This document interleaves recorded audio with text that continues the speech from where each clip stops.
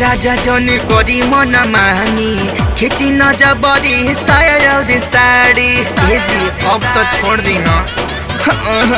सुनिए राजा जन करी मन मानी खिची न जबरी साया और साड़ी हो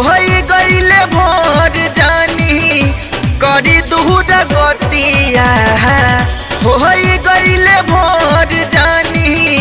करी दूर गतिया छोड़ दिए सैया छोड़ दिए सैया होई फेर रोतिया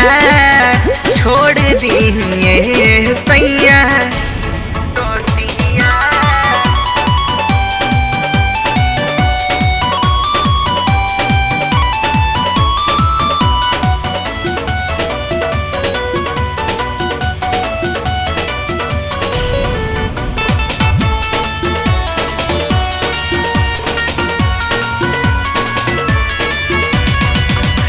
महानबुना बतिया तो बढ़ जाए दर्द छोड़ दिए इतना जुलूम मत करी। महानबुना बतिया तो बढ़ जाए दर्द मिलल बाड़ा कही सनबे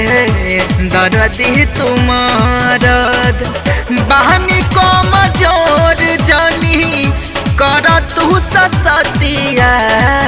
बहनी कम जोर जानी कर तू सतिया छोड़ दिए सैया छोड़ दिए सैया होई फेर रोतिया छोड़ दिए सैया।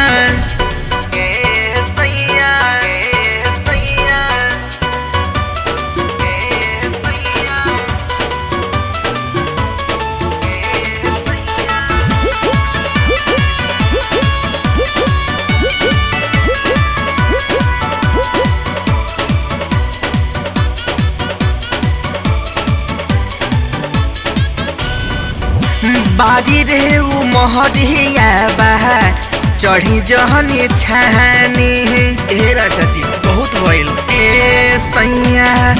बारी रे उ मोहरिया बहा चढ़ी जहनी छानी बाटे कम सीन राजा हमरो हो जवानी चलिला तो हरेला हमरो बदनिया चलिला तो हरेला हमारो बदनिया छोड़ दिए सैया छोड़ दिए बलम होई फेर रतिया छोड़ दिए सैया।